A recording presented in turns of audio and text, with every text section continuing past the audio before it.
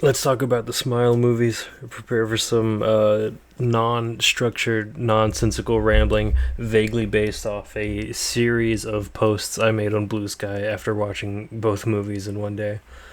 I think the hype for the Smile movies is so overblown. Like, the first thing that I did when I finished the movies, as I do with pretty much any movie that I watch, is I like to go on social media and see what people said about the movie because, I have already formed my own opinions. I want to see what other people thought about it and try and get like a general consensus. I like to look at, I'll just look up the name of the movie on Reddit and go to like the r/movies discussion posts about it, and then I can get kind of a time frame for what people thought about it when it came out, and the structured opinions that come later. It's just something fun that I like to do. But I saw so many posts. They were like, "This is the scariest movie I've ever seen," and it's what?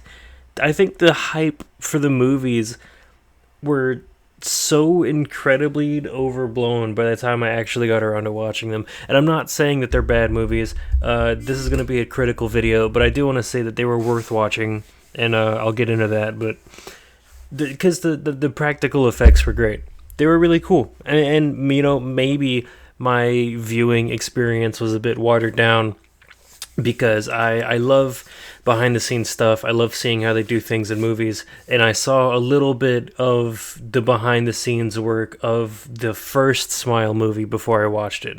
So, maybe I diluted my viewing process just a little bit because I could guess what the monster at the end would look like, I guess. I don't know. But the practical effects, they were really good. And the marketing gimmick of having the people in the back of the like live broadcast doing the smiling and wearing the smile shirt. Okay, yeah, that was pretty cool. It's good marketing. But both movies ended up telling almost the exact same story. There's no building on the plot between each movie. It looks like it's going to get interesting, and then it doesn't. Two times in a row. It's just another like random girl getting mentally tortured with 50 different it's fake the whole time cheese outs with no chance for development. Smile 2's intro gave me some kind of hope that they were doing something interesting with the premise, and then it just fucking turned into the same fucking movie. It's the same movie twice. And things come up like, oh, you can murder someone else to bounce the demon out, or you can temporarily die and then they'll bring you back to kill the demon. But both of those things ended up going away in the exact same fashion. Like, I'm not even saying that the main character has to win. It's a horror movie. The main characters don't always win, but they are just plot threads that go nowhere. It's not satisfying. It's two neat little ideas only meant to bait the viewer into thinking the movie is more interesting than it is.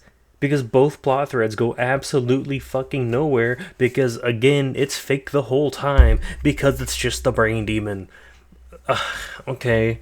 I guess the movies are like still solid 6.5 out of 10s, 7 out of 10s if I'm being generous. They were fun, but like again, it's another horror movie that by the time I finish, I'm just kind of annoyed. The same way that I was when I finished Long Legs because it was a whole bunch of different mysteries that went nowhere and then an ending that explained nothing with no closure, and it didn't do it in a way that was fun. I am going to be so beyond disappointed if the third Smile movie, which I think they're filming now, follows the same fucking nonsensical plot structure. But, either way, it's still going to print money because normies think, like, oh, the practical effects are good and that can make up for the most predictable fucking plot of all time. If I know where it's going every step of the way, if I can guess how the entire movie is going to function like a few seconds into every new scene, then what's the point of watching it? Um, I don't know. Introduce some kind of weakness, maybe some kind of genuine element of intrigue. Literally anything other than just the evil demon is unstoppable. And there's nothing you can do. Ooh, that's not scary. It's boring. I'm not okay. I can't be automatically scared of something that I know doesn't exist, right? The least you could do is make your movie interesting by giving the main characters something to do other than losing. Like, what is it? Just torture porn for 2 movies in a row? Like mental torture porn? They have to do something other than suffer, or else it's just boring. It's a boring fucking movie. And like, okay, if the entire second movie was just based around the guy at the start and his week of, setting up his criminal hit and stalking these guys and putting this together while trying to deal with and ignore the smile demon fucking him up every step of the way, because that guy was on his 6th day, right? And the demon gets more powerful the longer it's in you until the 7-day mark. So he was almost at the timer where it gets the absolute worst it can be, and he still managed to put it together and get to that point. I would love to see what he did to deal with that. That would be an interesting protagonist, But they did nothing with it. They just used that as the intro to bait you into thinking that the second movie was moving forward with the concept, and then it didn't.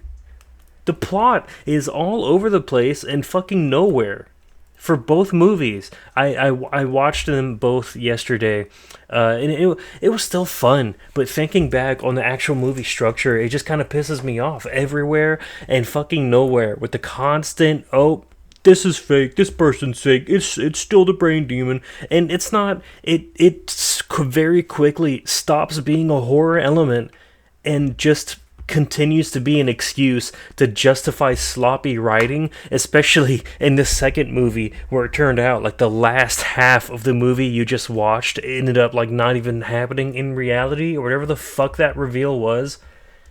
Oh my god. It does nothing new. It's just cliche. It cannot stop itself from doing another jump scare every 5 fucking minutes. Maybe if they're scared that they give the non-existent plot time some the non-existent plot some time to breathe, then the audience will realize that there's nothing going on. That it gets so cheap. It's two pointless films. The first movie almost had something of reverence, some kind of interesting idea, some kind of commentary about like facing your trauma, and then fucking abandon it just to say, actually, there is nothing interesting or unique going on. What? You were so close to doing something interesting with your movie and your plot, and the twist is that it's just as boring as I thought it would be. You subverted my expectations, as in you subverted my 8 out of 10 down to a 6 out of 10. And like, I'm still gonna stream the third movie after it comes out, but if they don't try to do anything with all these random scattered plot threads after 2 movies, if they don't try and move forward at all with this concept, and it's just another person trying and losing to a fucking demon creature for 2 straight hours, then I am gonna give up on the series entirely. Like, they want to make a franchise out of it, but is every single movie just gonna be the same thing? Like, am I just pretentious for wanting my psychological horror movie to have some kind of theme? Maybe I'm just the ritual type of guy in a smile world, which is funny because I really enjoy, my classic slasher slop. I love every Scream movie, Nightmare on Elm Street, Chucky, Halloween, but maybe I dislike Smile so much because it had potential to do more and then didn't. Like, when I watch a Scream movie, I know what I'm getting into, and I know there's going to be a fun little reveal, and I can probably guess a majority of the plot structure, but it's still fun. But when guessing your plot structure just amounts to, like, I'm not guessing who the killer in Smile is, I'm just guessing, like, oh, this whole scene is actually pointless because in the next 10 minutes it's gonna be revealed to be, like, a fake out of some kind again. And if you just do that 20 times in a row, then nothing feels real, and when nothing feels real, the movie feels pointless, And I actually enjoy movies that are nothing. And let me explain that. I liked Skinamarink. That's a movie that I'm never going to watch again because it was genuinely difficult to watch. It was uncomfortable. It was unnerving. And it ended up going nowhere, right? But it was still enjoyable because it was a good horror movie. It was genuinely scary. Smile both wasn't scary enough and also didn't do anything with the plot. So again, it feels kind of pointless. And like on both movies had great individual scenes. I think how the character's trauma was explored is interesting.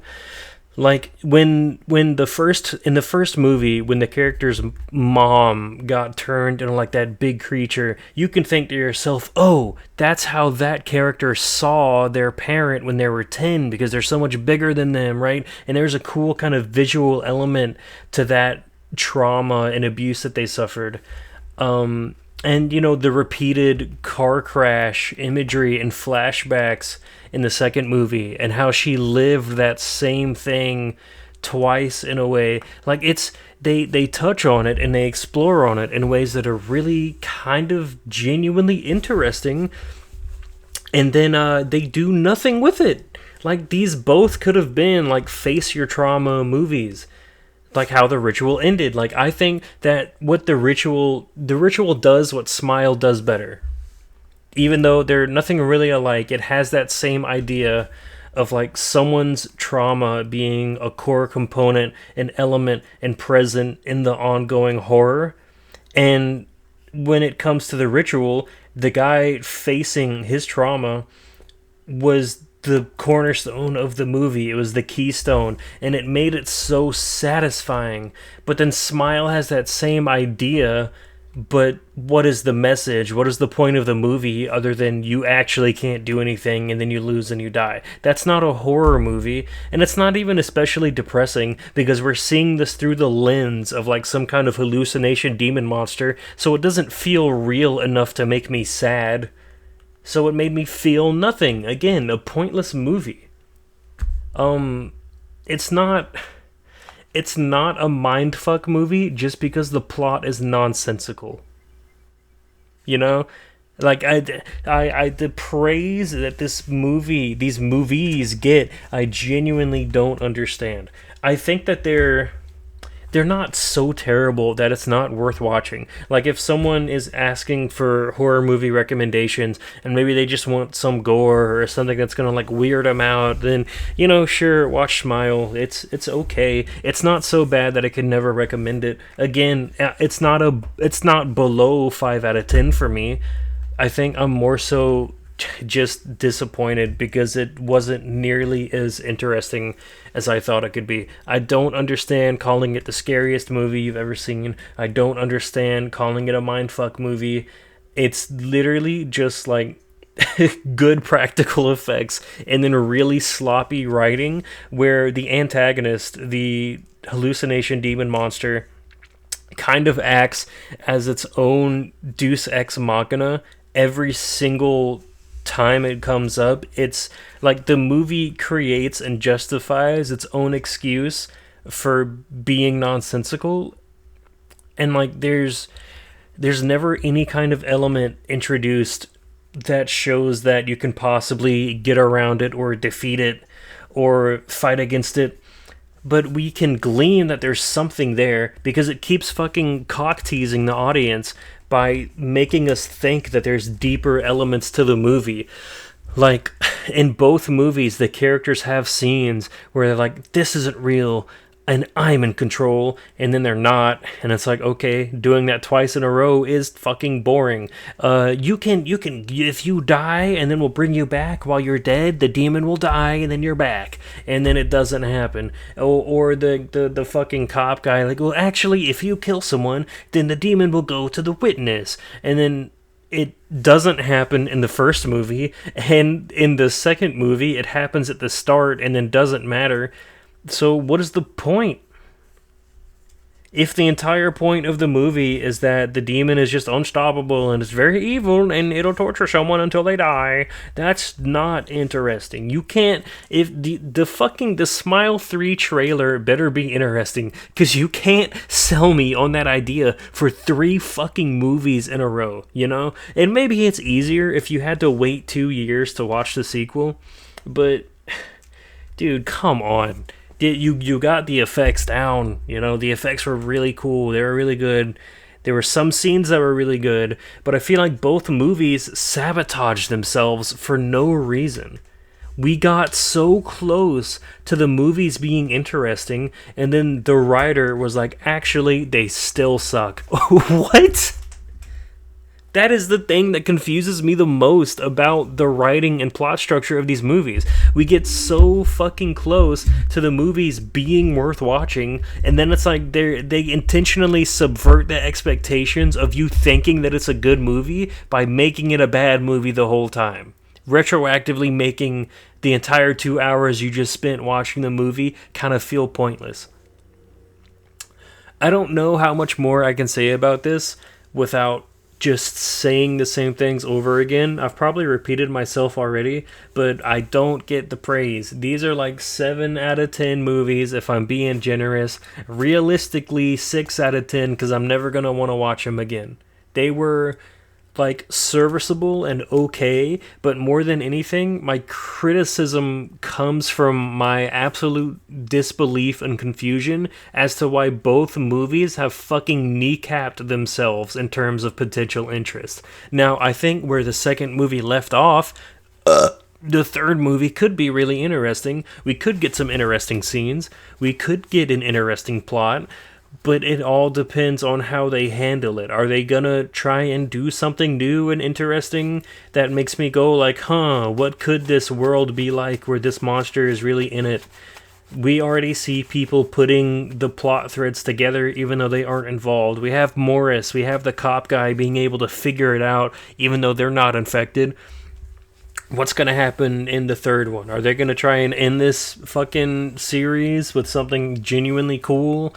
Or are we just going to get the same fucking movie for a third time where the plot works in almost the exact same way the entire way through? I don't know.